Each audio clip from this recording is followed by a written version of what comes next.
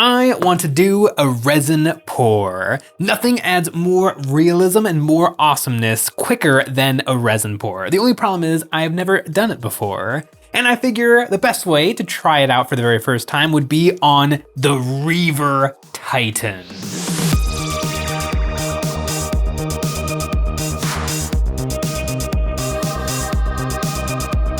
And really the resin pour is just gonna be step one. I want this guy marching through a muddy, rainy battlefield, and I want him interacting with the water. It wouldn't just be a glass-like surface. I want ripples, I want splashes, I want drippies, and I'm gonna figure it out. I have messed around with resin in the past, doing many different tests, which I had a little trouble holding on to. These are quick samples I made trying out different materials on different paints. They all have their pros and cons, and I feel really nice and responsible having thoroughly tested these things before risking them on my precious models. With that said, I've never taken the next step to actually use this knowledge, and I'm still not going to, because I bought something new.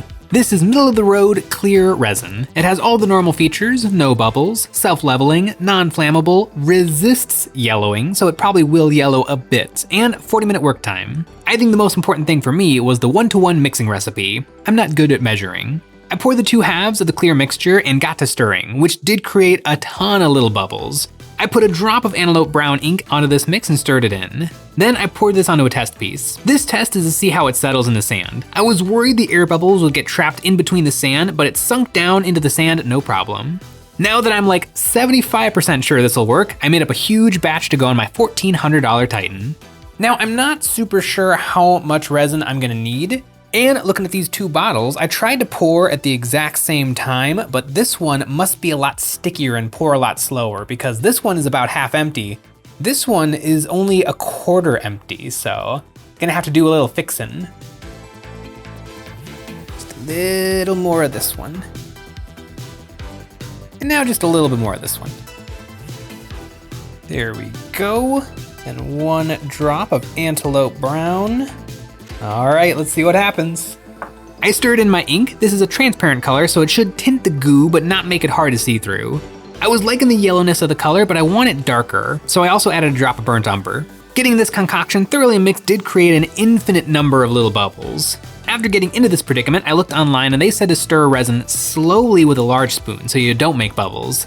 But now that I have them, I need to get rid of them. I thought some shaking might bring the bubbles to the surface. I stuck it onto my paint mixer and gave it a few buzzes. This didn't really seem to do much. It's too gooey. But on their own, the bubbles do seem to be making their way up. I can't tell just from the eye, but I can pop the bubbles on the surface with a lighter. I let this sit for 10 minutes and the camera proves that the bubbles do rise to the surface.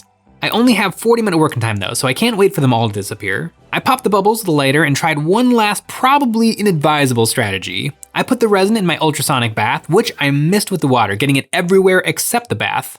This did nothing. An awful lot of the bubbles have disappeared at this point. I've got about 20 minutes left of working time on this resin. I don't know if the ultrasonic cleaner did much. It might have just scared the bubbles more than moved them around, but I think it's go time. I poured this maple syrup looking mixture into the dents on the base, filling it up about halfway. Then I took a paintbrush and pushed out some of the bubbles I accidentally made from pouring too fast. And I ran the goo up the sides.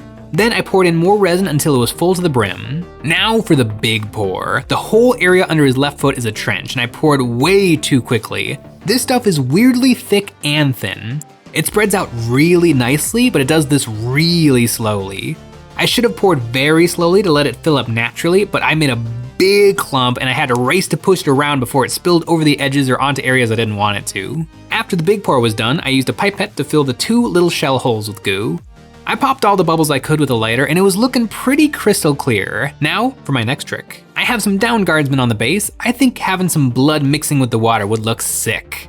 I made up a blood mixture out of inks and then I dripped this onto the guardsman. Using a toothpick, I wiggled it around and mixed it into the resin while it was still wet. This was really hard to control. It would look perfect for a second, then beat up and some of the ink sunk under the surface, but overall I'm happy with the effect.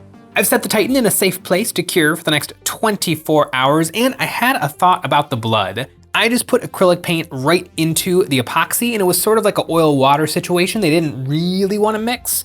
What probably would have been a better idea would be to make up some epoxy blood. Then it should mix perfectly because it's the same thing going to the same thing. So if anybody wants to steal that idea, yours will probably turn out a little bit better than mine.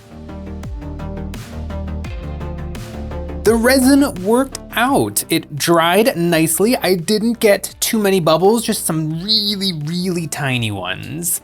I did get some dust landing on the resin while it was drying though. I guess if you want a truly perfect glass-like finish, you want to find a really safe, dust-free environment for it to rest in. But I'm pretty happy with this, and I'm gonna be covering up almost all of it anyway with splashes. To make some splashes, I'm gonna be using some UV cure resin. I've been loving this stuff, and I spread it out on some clear plastic from a bottle of soda that I can work on top of. I have my cure light standing by, and I poured some resin onto the soda bottle, and I pushed it around with the air coming out of my airbrush. This makes realistic ripples in the goo, but I don't have enough hands. I taped down the bottle, and while I had the air blasting the resin, I hit it with the light. It sets up almost instantly, and after a couple of minutes, it's perfectly dry. I peeled these off the plastic, and now I have some weird, wavy glass-like things. I poured the UV resin onto the dry resin pools on the base, and I used the airbrush to push them around. Once I had a good even spread, I hit it with the airbrush, and while it was rippling, I locked it in place with the UV cure light. This worked really well. I was feeling really good about the UV resin, and I had a thought. Maybe my glove would make a whole bunch of interesting shapes all at once. I smeared resin all over my hand and cured it. This did not work at all. The resin stuck to the rubber glove. Probably a bad idea from the start. Not all my ideas are good, but you know one that's a great idea. That's right, our Patreon. We have monthly terrain packs. This month it's the Shipping Hub, a huge selection of huge models with a Titan-sized crane, working containers, elevators, and stairs. And if you always want to be up to date on the goings-on at EonsOfBattle and be entered into our monthly giveaways, this month it's the Space Marine Spearhead Force. Follow the link in the description to sign up to our newsletter. I have lots of good pieces of clear resin from the plastic soda bottle. I cut these pieces into shapes that would fit on the Titan's foot.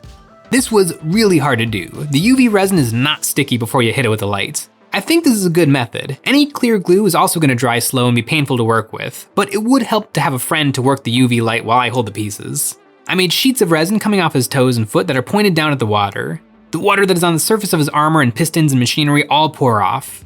After I got the falling water situated, I put more resin onto the base and worked in small patches, making more waves with the airbrush.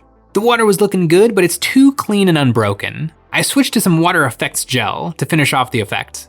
I made big points of it under his feet where the water is pouring off into the puddle and longer, flatter spreads of it that I pushed around with the airbrush. This makes the water look like it's really moving, which is not perfect for a puddle. I might go over these areas again later, but they do look okay. Now that I'm finished with the water, I need to make the Titan look wet. I put gloss medium over his toesies to sell the water running down off of his feet. I am pretty darn happy with this. I watched a bunch of YouTube videos and looked at pictures of excavators working in water to see how the water flows off of these giant machines, and I think I got pretty darn close. This stuff, I'm really hoping it dries clear. It says agua transparente. It should dry clear, but I guess I'll just have to wait and see. The goo dried after a few hours and it looks really slick. Water effects are actually surprisingly forgiving. It just takes the right supplies. And now that I've tried it out on these feet, I want to make more puddles, splashes, and bubbling brooks. It does make the base feel more like a real world environment, a little diorama. There are a few more things to be done on this Titan before I can officially put it away and call it done, but it has been a lot of fun.